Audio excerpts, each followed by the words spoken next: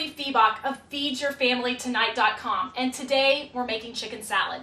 Chicken salad can be a little controversial. Some people are team fruit and nuts, and some people are not team fruit and nuts.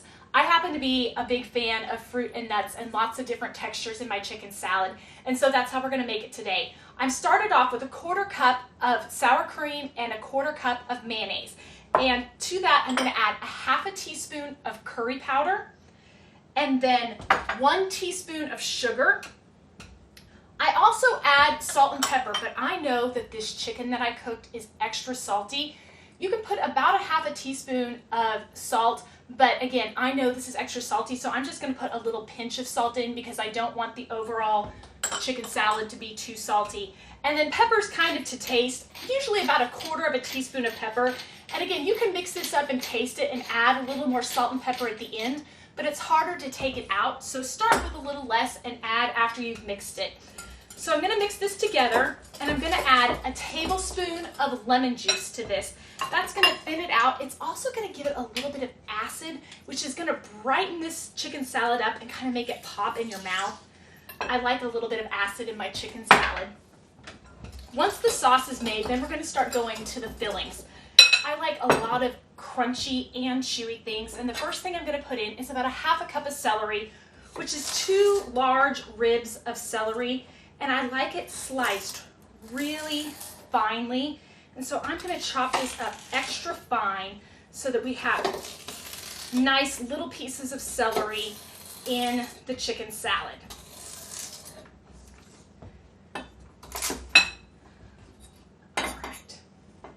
I'm just going to chop this up,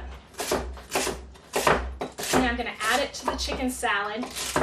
I like to have the celery in there because it adds a lot of crunch and a lot of flavor. I'm a fan of celery. I know some people aren't big fans of celery. We eat a lot of celery in our home. So again, that's about a 1/2 cup of celery, and then I'm going to add 1 apple.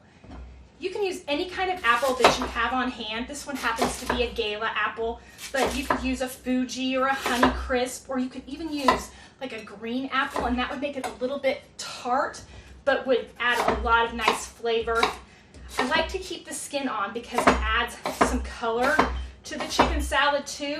And again, the combination of crunch and chewy and different textures is the best part of chicken salad in my opinion.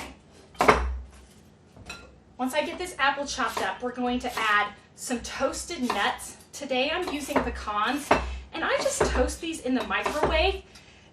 They just can go in the microwave already chopped up, and you just microwave them for about 2 minutes, and they'll get nice and toasty, and that's kind of a shortcut way to get your toasted nuts. You can really tell the difference between a toasted nut and an untoasted nut in this chicken salad, and so I like to add them toasted. So a 1/4 cup of toasted pecans, 3 tablespoons of chopped red onion, and then a 1/3 cup of dried fruit. Now today I'm using craisins, but if you had dried cherries, that would be really good too. Just make sure that you chop them into little bite-sized pieces. And then about 2 cups of chicken. You can use a rotisserie chicken. This was a breast that I just poached in some water. You could use leftover chicken. It's a great way to use up leftover roasted chicken too.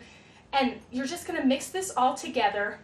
And I really like to let the flavors meld for a little bit, at least an hour in the refrigerator, but you can eat it right away, but I think it tastes better if the flavors have a chance to kind of soak into the chicken salad.